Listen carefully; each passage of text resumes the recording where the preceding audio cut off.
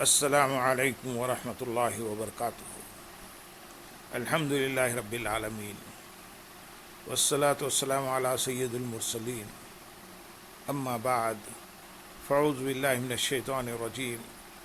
بسم اللہ الرحمن الرحیم۔ برادران عزیز و معزز خواتین، آج کی اس نشست میں سورت سبا کا تعارف بیان ہوگا، پھر اسی سورت کی آیت نمبر 1 اور 2 کا ترجمہ و تفسیر پیش کرنے کی سعادت حاصل کی جائے گی۔ سورت سبا کا تعارف۔ سورت سبا ایک آیت کے علاوہ مکیہ ہے۔ اس میں 6 رکوع، 54 آیتیں، 833 کلمے اور 1512 حروف ہیں۔ سبا عرب کے علاقے یمن کی حدود میں واقع ایک قبیلے کا نام ہے، اور یہ قبیلہ اپنے دادا ازبا بن یشجب بن یعرب بن قحطان کے نام سے مشہور ہے، اور اس سورت کی آیت نمبر 15 سے قوم سبا کا واقعہ بیان کیا گیا ہے۔ اس مناسبت سے اسے سورت سبا کہتے ہیں۔ سورت سبا چونکہ مکی ہے،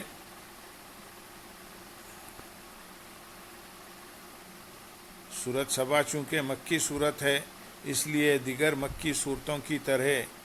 اس کا بھی مرکزی مضمون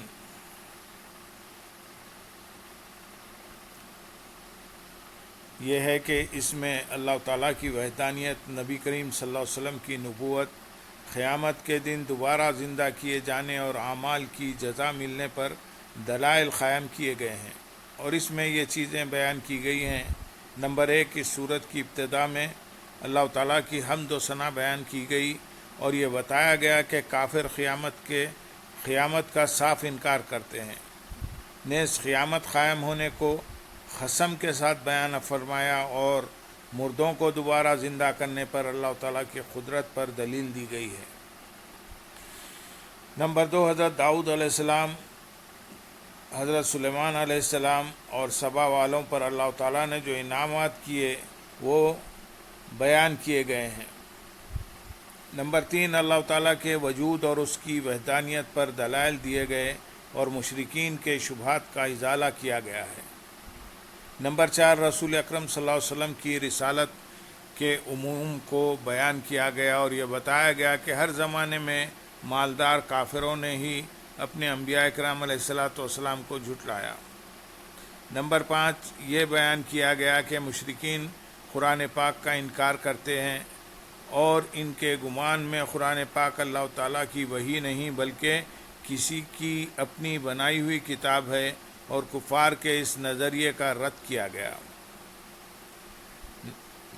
نمبر 6، آخر میں کفار کو غور و فکر کرنے اور انہیں قیامت قائم ہونے سے پہلے اللہ تعالیٰ کی وحدانیت، نبی کریم صلی اللہ علیہ وسلم کی نبوت اور قرآن پر ایمان لانے کی دعوت دی گئی ہے۔ سورت سبا کی اپنے سے ماقبل سورت احزاب کے ساتھ ایک مناسبت یہ ہے کہ سورت احزاب کے آخر میں بیان ہوا تاکہ اللہ تعالیٰ منافق مردوں اور عورتوں پر مشرک مردوں اور مشرک عورتوں کو عذاب دے، اور اللہ مسلمان مردوں اور مسلمان عورتوں کی توبہ قبول فرمائے۔ اور سورت سبا کی ابتدا میں بیان ہوا کہ آسمانوں اور زمینوں میں جو کچھ ہے سب اللہ تعالیٰ کی ملکیت میں ہے، تو گویا کہ یہ بتایا دیا گیا کہ جو آسمانوں میں اور زمینوں میں تمام چیزوں کا مالک ہے، وہ اس بات پر بھی قادر ہے کہ مشرکوں اور منافقوں کو عذاب دے اور مسلمانوں کو ثواب عطا کرے۔ دوسری مناسبت یہ ہے کہ سورت احزاب میں بیان ہوا کہ کفار و مشرکین مذاق کے طور پر قیامت کے بارے میں پوچھتے ہیں، اور سورت سبا میں بیان ہوا کہ کفار و مشرکین قیامت کا صاف انکار کرتے ہیں۔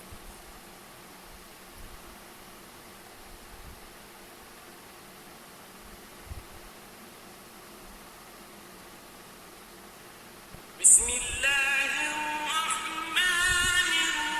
الرحیم۔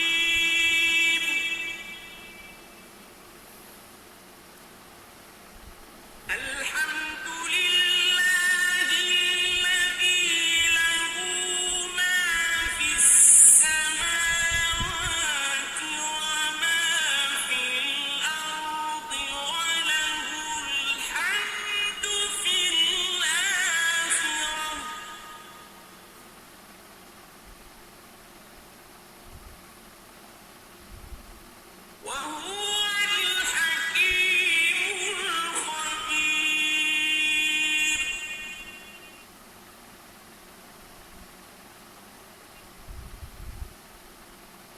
يعلم ما يلج في الأرض وما يخرج منها وما ينزل من السماء وما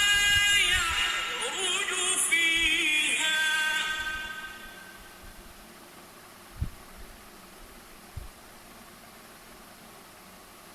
وهو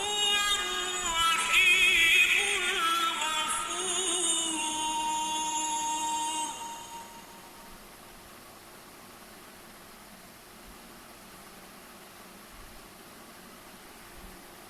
تمام تعریفیں اللہ کے لیے ہیں جس کی ملکیت میں ہیں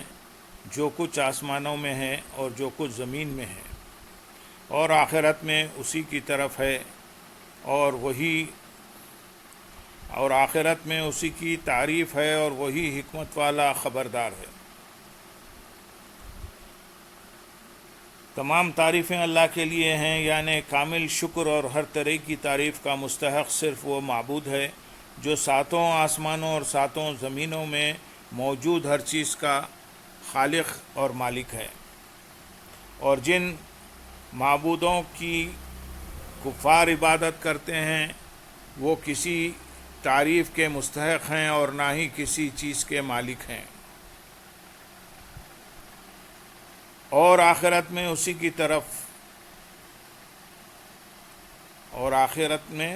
اسی کی تعریف ہے، یعنی جیسے دنیا میں حمد کا مستحق اللہ تعالیٰ ہے ویسے ہی آخرت میں بھی حمد کا مستحق وہی ہے، کیونکہ دونوں جہاں اسی کی نعمتوں سے بھرے ہوئے ہیں۔ دنیا اور آخرت کی حمد میں فرق یہ ہے کہ دنیا میں بندوں پر اللہ تعالیٰ کی حمد و ثنا کرنا واجب ہے، کیونکہ دنیا مکلف بنائے جانے کا مقام ہے، جبکہ آخرت میں حمد و ثنا واجب نہیں، کیونکہ آخرت مکلف بنائے جانے کا مقام نہیں۔ آخرت میں اہل جنت نعمتوں کے سرور اور راحتوں کی خوشی میں اللہ تعالیٰ کی حمد کریں گے۔ آخرت میں اہل جنت کی حمد کا ذکر کرتے ہوئے اللہ تعالیٰ سورۃ زمر میں ارشاد فرماتے ہیں، اور وہ کہیں گے سب خوبیاں اس اللہ کے لیے ہیں جس نے اپنا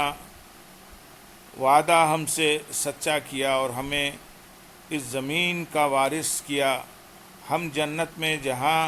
چاہیں رہیں گے، تو کیا ہی اچھا اجر ہے عمل کرنے والوں کا۔ ایک اور مقام پر سورۃ فاطر میں ارشاد فرمایا، اور وہ کہیں گے سب خوبیاں اس اللہ کے لیے ہیں جس نے ہم سے غم دور کر دیا، بے شک ہمارا رب بخشنے والا قدر فرمانے والا ہے، وہ جس نے ہمیں اپنے فضل سے ہمیشہ ٹھہرنے کے گھر میں اتارا، ہمیں اس میں کوئی تکلیف پہنچے گی اور نہ ہمیں اس میں کوئی تھکاوٹ چھوئے گی۔ حضرت جابر بن عبداللہ رضی اللہ تعالیٰ عنہ سے روایت ہے، رسول کریم صلی اللہ علیہ وسلم نے ارشاد فرمایا، اہل جنت کو تسبیح اور حمد کا اس طرح الہام ہوگا جیسے سانس آتا جاتا ہے۔ یاد رہے کہ اللہ تعالیٰ کے محبوب بندوں کی تعریف اللہ تعالیٰ کی ہی تعریف ہے، جیسے قیامت میں حضور اقدس صلی اللہ علیہ وسلم کی بہت حمد ہوگی، اور ارشاد باری تعالیٰ ہے،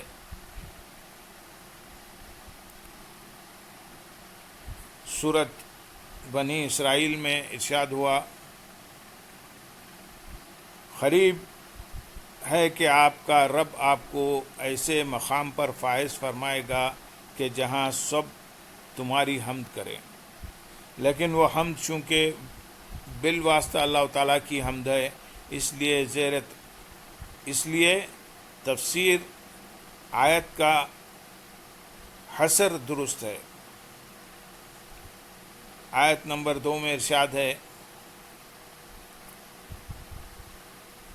وہ جانتا ہے جو کچھ زمین میں داخل ہوتا ہے اور جو زمین سے نکلتا ہے اور جو کچھ آسمان سے اترتا ہے اور جو اس میں چڑھتا ہے، اور وہی مہربان بخشنے والا ہے۔ اس آیت میں اللہ تعالیٰ نے چند وہ چیزیں بیان فرمائی ہیں جنہیں اللہ تعالیٰ کا علم محیط ہے، اور ان میں لوگوں کا دنیاوی اور اخروی فائدہ ہے۔ چنانچہ ارشاد فرمایا کہ جو کچھ زمین کے اندر داخل ہوتا ہے، جیسا کہ بارش کا پانی، مردے اور دفینے، یوں ہی جو زمین سے نکلتا ہے جیسے سبزہ، درخت، چشمے، کانے، اور حشر کے وقت مردے بھی جو کچھ آسمان کی طرف سے اترتا ہے جیسے بارش، برف، اولے، طرح طرح کی برکتیں اور فرشتے، اور اسی طرح جو آسمانوں میں چڑھتا ہے جیسے فرشتے، دعائیں اور بندوں کے عمل، سب اللہ تعالیٰ کے علم میں ہیں، اور وہی اپنی نعمتوں پر حمد والوں پر مہربان ہیں، اور حمد میں کمی کرنے والوں کو اپنے لطف و کرم سے بخشنے والا ہے۔ اللہم صلی علی سیدنا محمد وعلی آل سیدنا محمد وبارک وسلم، وآخر دعوانا الحمدللہ رب العالمین۔ سبحان ربک